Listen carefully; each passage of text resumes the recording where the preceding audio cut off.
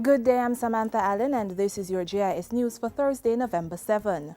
Prime Minister Portia Simpson Miller remains on a mission to woo investors to Jamaica. Mrs. Simpson Miller shared the myriad of investment opportunities available locally during meetings with the Japanese business interests as she continued her three-day working visit to the Asian nation.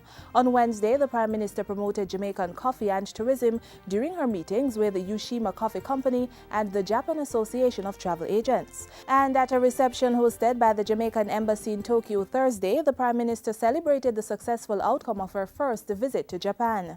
Our collaboration has translated into a number of projects and programs in the areas of trade, economic, and technical cooperation. These programs have complemented our national development goals, bringing significant benefits to the peoples of Jamaica and Japan.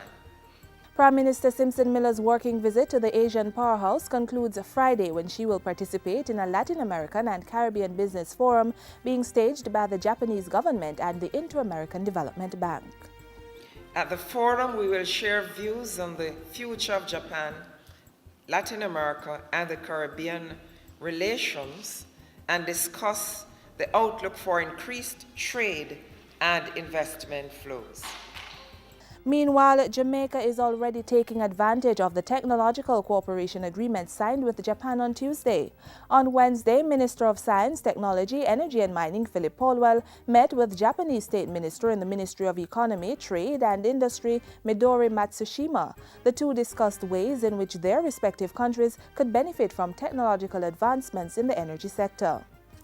The House of Representatives has passed the amended Defamation Act 2013, replacing the decades-old slander and libel laws. The act abolishes the distinction between libel and slander and instead establishes a single cause of action known as defamation. Among its objectives is the creation of a more equitable balance in the resolution of cases. These are to provide fair and effective remedies for persons whose reputations have been harmed by the publication of defamatory matter.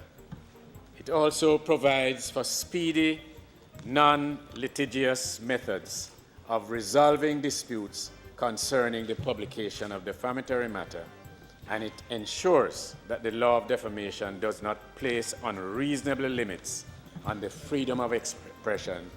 The Defamation Act also seeks to abolish the law related to criminal libel and institute a legal limit of 2 years within which a lawsuit for defamation can be filed instead of the previous 6 years. It also prevents a media entity from being liable if it innocently disseminates information from a reputable source. The Industry Ministry, through the Jamaica Business Development Corporation, will be embarking on an island-wide entrepreneurship program. State Minister Sharon Folks Abrams says it's imperative that the agency take its entrepreneurship workshop into communities, as the development of businesses is what will spur economic growth. And we plan to go through the island of Jamaica starting next year, and we're going to train entrepreneurs throughout Jamaica. And JBDC has worked with me in my constituency to do that. And we trained 80 new entrepreneurs.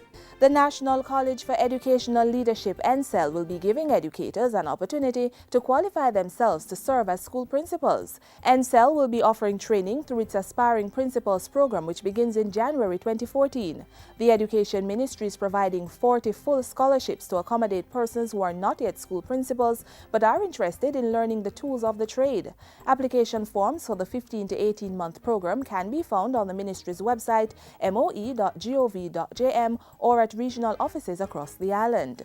And finally, Jamaicans are being encouraged to embrace rehabilitated inmates as they rejoin society. The call came from Commissioner of Corrections Javine Bent as the department drew the curtains down on Corrections Week 2013 with a sports day and exhibition. I'm really appealing to Jamaica that those who really are remorseful and they have served their time, and so to give them a chance. And that's it for JIS News today. I'm Samantha Allen. Thanks for watching.